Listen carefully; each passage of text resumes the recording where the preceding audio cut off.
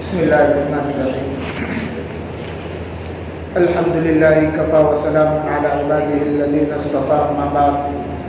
فاعوذ باللہ من الشیطان الرجیم بسم اللہ الرحمن الرحیم قال اللہ تبارک وتعالی فی کلامہ المجید والفرقان الحمید وما ارسلناک الا رحمة للعالمین وقال انک لعلی خلق عظیم وقال النبي صلى الله عليه وسلم لا يؤمن أحدكم حتى أكون أحب إليه من نفسه ووالده وولده والناس أجمعين أو كما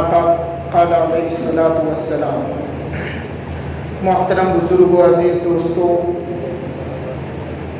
دنیا کے اندر نبی کی شخصیت سب سے اونچی شخصیت ہے، اور نبی کا مقام یہ عام انسانوں کی طرح نہیں ہے،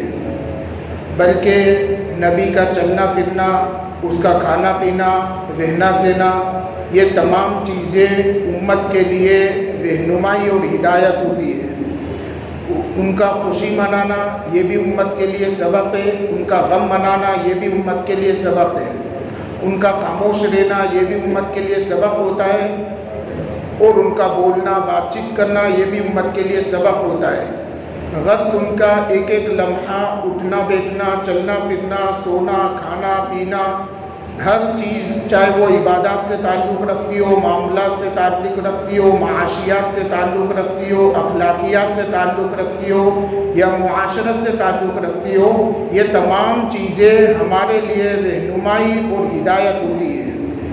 اور نبیوں میں سب سے آخری نبی اللہ کے رسول صلی اللہ علیہ وسلم ہے۔ حضرت محمد مصطفیٰ صلی اللہ علیہ وسلم خاتم النبیین بن کر اس دنیا میں تشریف لائے، اور آپ پر نبوت کا سلسلہ ختم کیا گیا۔ آپ کوئی 100 سال، 200 سال یا 1000 سال، 2000 سال تک کے لیے نبی بن کر نہیں آئے، بلکہ قیامت تک کے لیے نبی بن کر آئے۔ اور آپ کا اسوہ اور آپ کا نمونہ، آپ کا طریقہ اور آپ کی زندگی جو ہے پوری امت کے لیے، قیامت تک آنے والی امت کے لیے ہدایت اور رہنمائی ہے۔ اس لیے اللہ کے رسول صلی اللہ علیہ وسلم اس امت کے لیے اور آنے والی قیامت تک تمام انسانیت کے لیے ایک رہنما اور ہدایت اور اسی طریقے سے اسوہ اور نمونہ ہے۔ اللہ کے رسول صلی اللہ علیہ وسلم کی زندگی ہمارے لیے اسوہ اور نمونہ ہے، اور نبی کی ہر چیز امت کے لیے نمونہ ہوتی ہے اور سلیقہ ہوتی ہے، طریقہ ہوتی ہے کہ اسی طریقے پر امت زندگی گزارے۔ اس لیے اللہ کے رسول صلی اللہ علیہ وسلم نے ہر معاملات کے اندر، چاہے وہ عبادات ہو، چاہے معاملات ہو، معاشرت ہو، اخلاق ہو، زندگی کے ہر لمحے میں اور زندگی کے ہر شعبے کے اندر امت کے لیے رہنمائی دی ہے اور امت کو ہدایت دی ہے۔ انہی تمام چیزوں کے اندر ایک سب سے بڑا اہم معاملہ جو امت کو پیش آتا ہے وہ گھریلو زندگی کا معاملہ ہے، یعنی ازدواجی زندگی، میاں اور بیوی کی زندگی، آپس میں نکاح اور اسی طریقے سے نکاح کے بعد کی زندگی۔ اللہ کے رسول صلی اللہ علیہ وسلم نے اس سے متعلق بھی امت کو بہت ساری ہدایت دی ہے، اور اس سے متعلق اللہ کے رسول صلی اللہ علیہ وسلم کے بہت سارے مسائل ہیں۔ اس لیے کہ امت کے اندر دو طریقے کا طبقہ ہے۔ ضروری نہیں کہ ہر انسان ہر کام کرے۔ تجارت ایسی چیز ہے کہ آدھے انسان کرتے ہیں، آدھے انسان اس کے مالک رہتے ہیں، اور آدھے انسان اس کے اندر مزدوری کرتے ہیں۔ کچھ مزدور ہوتے ہیں، کچھ تجارت کو سنبھالنے والے ہوتے ہیں۔ اسی طریقے سے امت کے اندر بہت سارے، کچھ ڈاکٹری لائن سے، کچھ مزدور لائن سے، کچھ انجینئر لائن سے، الگ الگ طبقے کے اندر لوگ بٹے ہوئے ہیں۔ جو جس طبقے کے اندر کام کر رہا ہے وہ دوسرے طبقے میں کام نہیں کر سکتا، جو ڈاکٹری جانتا ہے وہ انجینئرنگ نہیں جانتا، اور اسی طریقے سے جو انجینئر ہے وہ ڈاکٹری کام نہیں کر سکتا، جو تجارت کر سکتا ہے وہ مزدوری نہیں کر سکتا، جو مزدوری کرتا ہے وہ تجارت نہیں کر سکتا۔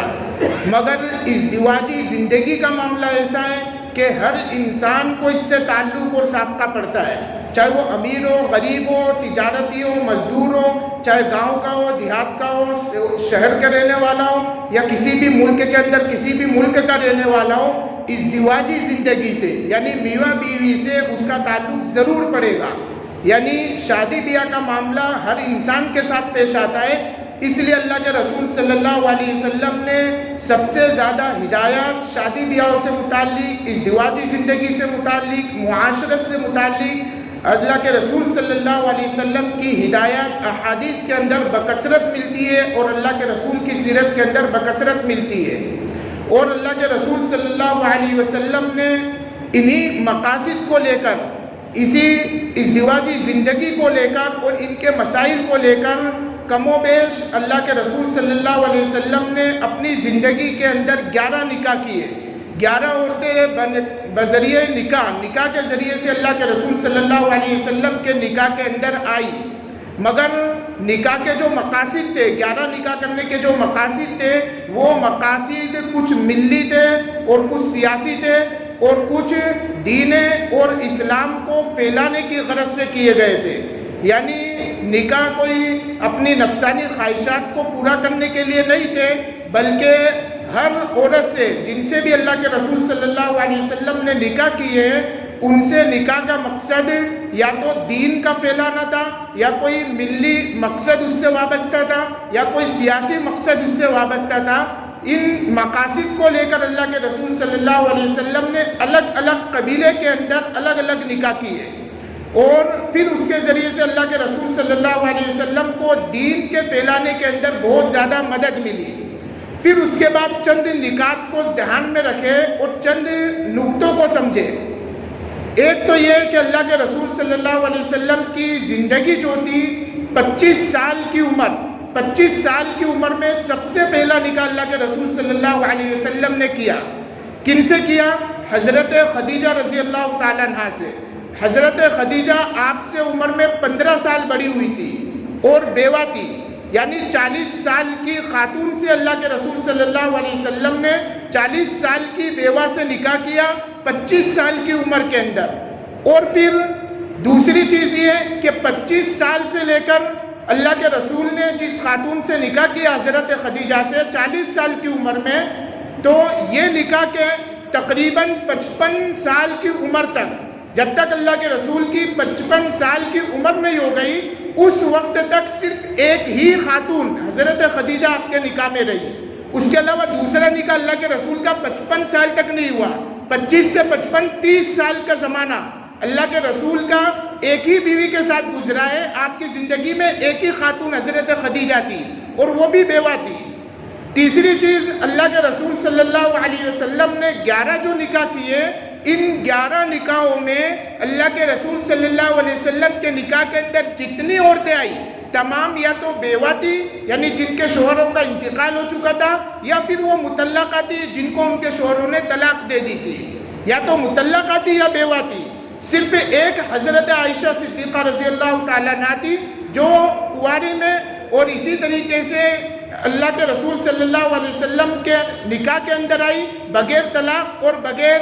شادی کے. صرف کنواری عورت اللہ کے رسول صلی اللہ علیہ وسلم کے نکاح میں حضرت عائشہ ایک تھی. باقی 10 بیویاں جو نکاح میں آئی یا تو مطلقہ تھی یا بیوہ تھی. اور اس کے بعد جوانی کا جو زمانہ ہوتا ہے، شباب کا جو زمانہ ہوتا ہے، وہ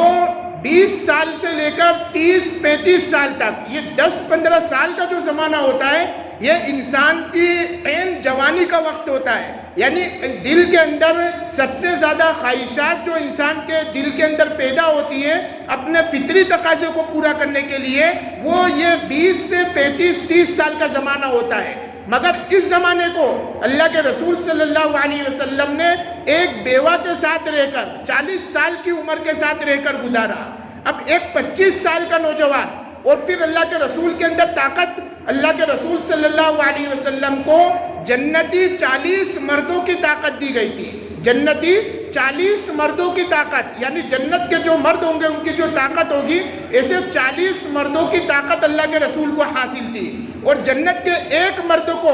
100 مردوں کی طاقت حاصل ہے. تو پھر 40 کو اگر 100 میں ضرب دے تو 4000 آدمیوں کی طاقت کے برابر اللہ کے رسول کے اندر طاقت تھی. اب ایسا انسان جس کے اندر 4000 مردوں کی طاقت ہو اور پھر عین جوانی کا اور پھر نبوت کی طاقت اور رسالت کی طاقت، وہ بھی خاتم النبیین صلی اللہ علیہ وسلم، اپنا ایسا زمانہ جو عین جوانی کا ہے وہ 25 سال سے لے کر 55 سال تک ایک بیوہ سے 40 سال کی عمر کی خاتون سے گزار رہا ہے، اور 40 سال کی خاتون سے نکاح کے یہ 30 سال گزار دیے۔ کیا کوئی اندازہ کر سکتا ہے کہ اللہ کے رسول نے 11 نکاح اپنی حوث کے لیے، اپنے خواہش کے لیے کیے ہو؟ کوئی سوچ بھی سکتا ہے اس چیز کو؟ اگر اللہ کے رسول اس وقت میں خواہش اگر ظاہر کرتے تو کفار مکہ نے بھی یہ کہا تھا کہ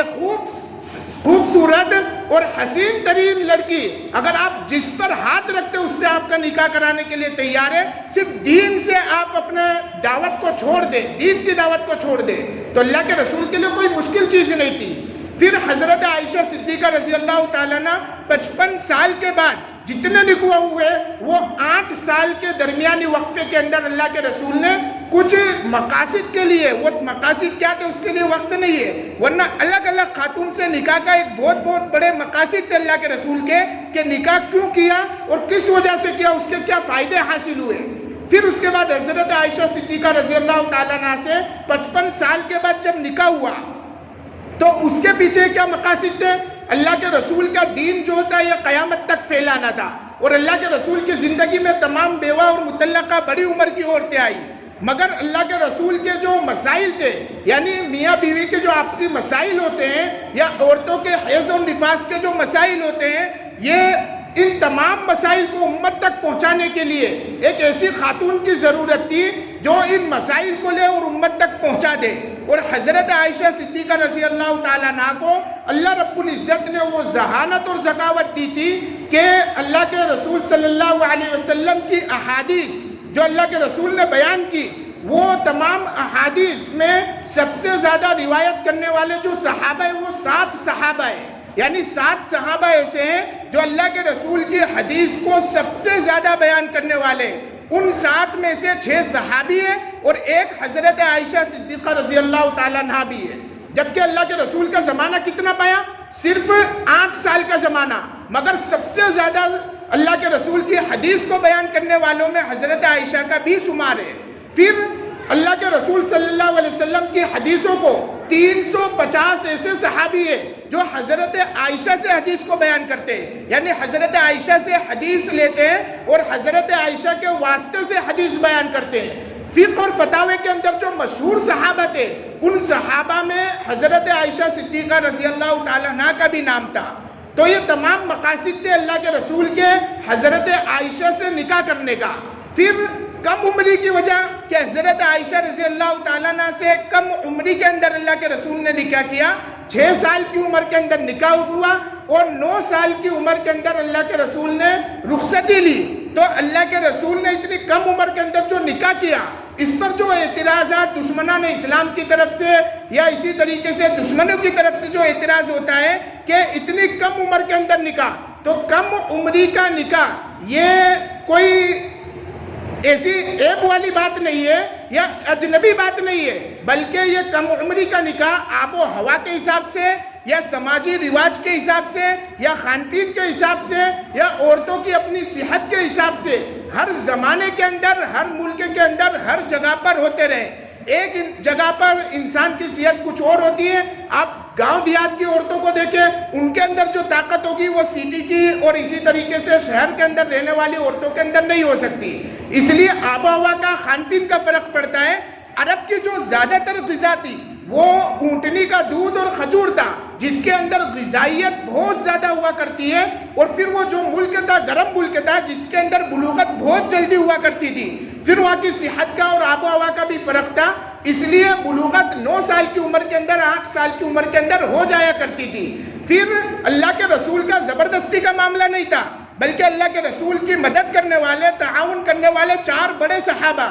حضرت ابوبکر صدیق، حضرت عمر فاروق، حضرت عثمان اور حضرت علی، سب سے زیادہ آپ کی زندگی میں آپ سے محبت کرنے والے، آپ پر جان اور مال خرچ کر دینے والے یہ 4 صحابہ تھے۔ اللہ کے رسول کا یہ طریقہ تھا کہ آپ پر جو احسان کرتا اس کے احسان کا بدلہ ضرور چکاتے۔ ان کا جو احسان تھا اللہ کے رسول نے 2 صحابی کا احسان، ابوبکر اور عمر کا احسان تو اس طریقے سے چکایا کہ ان کی بیٹیوں سے نکاح کیا، ابو بکر کی بیٹی سے نکاح کیا، عمر سے نکاح کیا، اس سے بڑھ کر عزت ان کو اور کوئی نہیں تھی کہ ان کی بیٹی ایک نبی کے نکاح کے اندر آ جائے۔ اس خاندان کو جو عزت بخشی اللہ کے رسول صلی اللہ علیہ وسلم نے ان کی بیٹیوں سے نکاح کر کر، اس پر نہ تو حضرت ابو بکر ناراض تھے، نہ ابو بکر نے کبھی یہ کوئی شکوہ اور شکایت کی کہ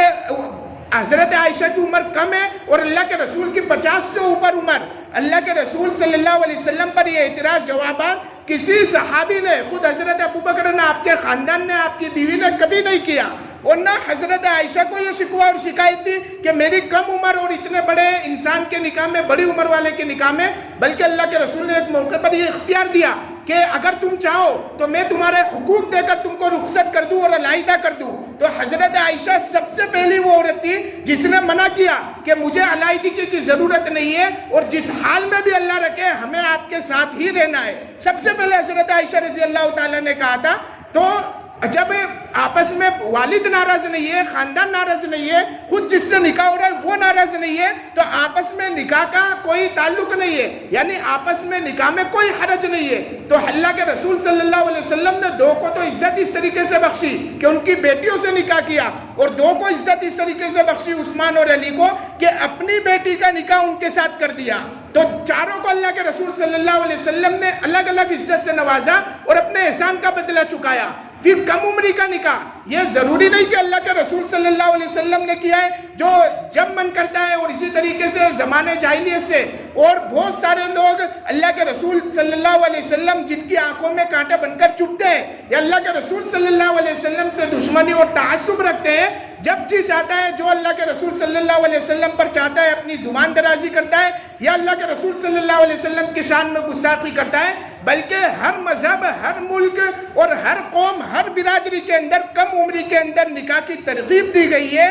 بلکہ ترغیب ہی نہیں بلکہ تمام جگہوں پر یہ عام قانون تھا کہ کم عمر عورتوں سے نکاح کیا جائے۔ اس کے کچھ چیزیں میں آپ کو پڑھ کر سناتا ہوں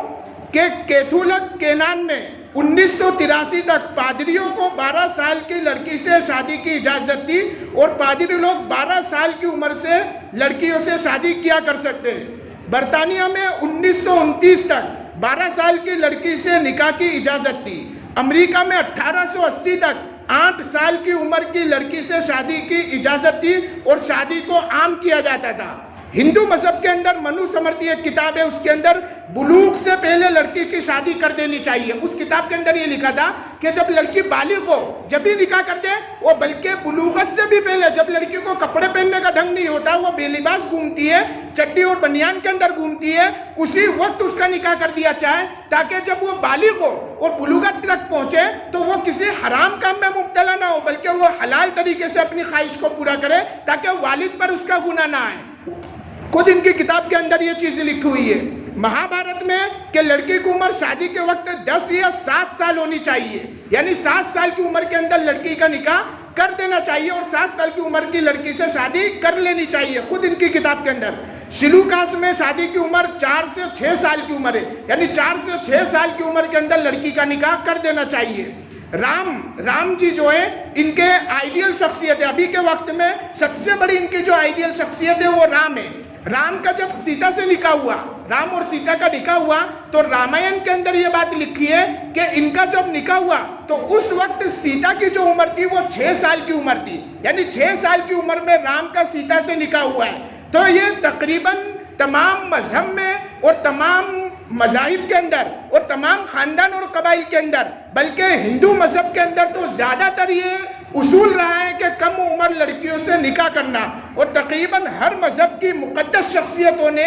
کم عمر لڑکیوں سے نکاح کیا ہے۔ اس لیے صرف اللہ کے رسول صلی اللہ علیہ وسلم پر انگلی اٹھانا اور یہ سمجھنا کہ اللہ کے رسول صلی اللہ علیہ وسلم نے اپنے جائے خواہش کو پورا کرنے کے لیے، یا اللہ کے رسول صلی اللہ علیہ وسلم نے نعوذ باللہ اپنی فطرت کی وجہ سے حضرت عائشہ سے کم عمری کے اندر نکاح کیا، تو یہ بالکل غلط ہے۔ بہت سارے لوگ جو اس بات کو کہتے ہیں اور کہتے آئے زمانے سے، جو خنزیر قسم کا ذہن رکھتے ہیں اور جن کے ذہنیت بالکل خراب ہو چکی ہے، اللہ کے رسول صلی اللہ علیہ وسلم پر انگلی اٹھاتے ہیں۔ ہماری تمام کی یہ ذمہ داری ہے کہ ہم ہاتھ کے ذریعے سے، آنکھ کے ذریعے سے یا اپنی زبان کے ذریعے سے یا اپنے دل کے ذریعے سے ایسے لوگوں کا کھل کر مقابلہ کرے. یہ ہمارا ایمانی بھی تقاضا ہے اور ہمارا اسلامی فطرت بھی ہے کہ جب اللہ کے نبی جس پر ہمارا ایمان وابستہ ہے، جس پر ہمارا پورا دین وابستہ ہے، جن سے محبت پر ہماری تمام عبادت وابستہ ہے،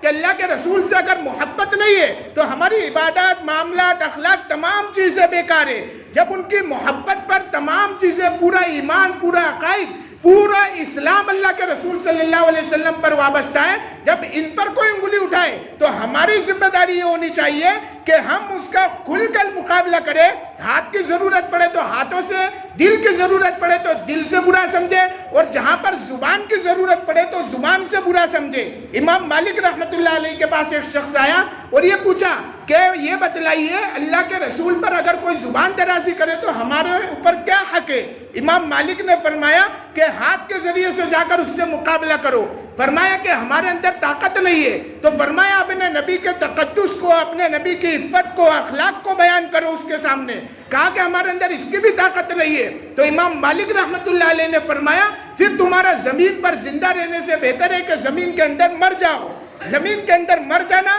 یہ تمہارے زندہ رہنے سے بہتر ہے. کیوں؟ اس لیے کہ جس پر ہماری پوری زندگی موقوف ہے، جس ایمان کے لیے ہم جی رہے ہیں اور جس ایمان کے لیے اللہ نے دنیا میں بھیجا ہے، جس پر ہمارا ایمان ہے، جو ہمارے ایمان کا حصہ ہے، جو ہمارے کلمے کا حصہ ہے، جب ہم اس کے تقدس کی حفاظت نہیں کر سکتے، جب ہم ان کی عفت اور پاک دامنی کی حفاظت نہیں کر سکتے، تو پھر ہمارا زمین پر زندہ رہنے سے بہتر ہے کہ ہم دنیا کے اندر مر جائیں. اور پھر یہ تمام چیزیں جو ہے خود ہمارے اعمال کی وجہ سے، یعنی ہم نے اعمال ہی ایسے کرے، داڑھی کو چھوڑا، برقعے کو چھوڑا اور ہم نے تمام چیزوں کو چھوڑا، تو ان کو ایسا لگتا ہے کہ اسلام کے اندر گویا یہ فرض نہیں ہے، یعنی ان سے اسلام کا اتنا گہرا تعلق نہیں ہے. جیسے اذان ہم نے 5 وقت میں کبھی ناگا نہیں ہوتی، تو اذان پر پابندی لگانے میں یہ لوگ 10 مرتبہ سوچیں گے. مگر داڑھی ہے، ٹوپی ہے، یا اسی طریقے سے برقع ہے، یہ تمام چیزوں کو ہم نے اتنا چھوڑ دیا کہ غیروں کو یہ ہونے لگا کہ شاید ان کے مذہب کا یہ حصہ نہیں ہے، ضروری چیز نہیں ہے. اس لیے جب برقعے کا معاملہ چلا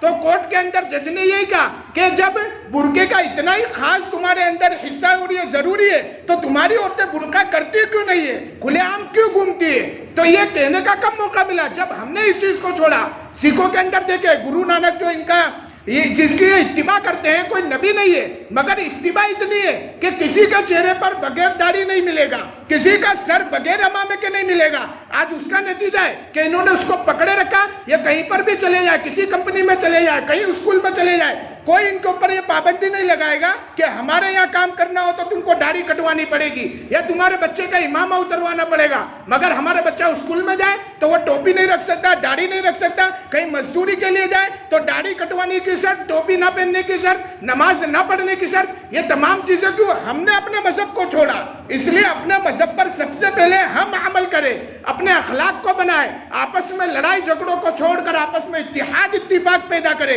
ایک نبی کے پلیٹ فارم پر آ جائے. نبی جس زندگی پر ہم کو چھوڑ کر گئے تھے، جن مقاصد پر چھوڑ کر گئے تھے، تمام جھگڑوں کو، اپنے اپنے امیروں کا جھگڑا، اپنی مسجدوں کا جھگڑا، اسی طریقے سے اپنی اپنی تنظیموں کا جھگڑا، اپنے خاندان کا جھگڑا، اپنے محلوں کا جھگڑا، اپنے ملک کا جھگڑا، تمام چیزوں کو، جھگڑوں کو چھوڑ کر تمام مسلمان اس طریقے سے ہو جائے جس طریقے سے اللہ کے رسول نے بتلایا تھا کہ تمام مسلمان ایک جسم کی طرح ہے. کہیں پر ایک مسلمان کو تکلیف پہنچے تو دنیا میں بسنے والے تمام مسلمان کو اس کا درد ہونا چاہیے. یہ اللہ کے رسول صلی اللہ علیہ وسلم ہم کو سبق دے کر گئے تھے. اس لیے ان تمام چیزوں کو لے کر جو امت کے اندر نئے نئے مسائل آ رہے، کبھی نبی کے اوپر، کبھی ہمارے عقائد کے اوپر، کبھی قرآن پر، کبھی طلاق پر، کبھی نکاح پر، ان تمام چیزوں کو لے کر جو یہ 12 تاریخ کو جلسہ ہونے جا رہا ہے اور جو اجلاس ہونے جا رہا ہے، یہ انہی تمام مقاصد کے لیے تمام حضرات سے گزارش ہے کہ اس کے اندر زیادہ سے زیادہ شرکت کرے تاکہ ہمیں کیا کرنا چاہیے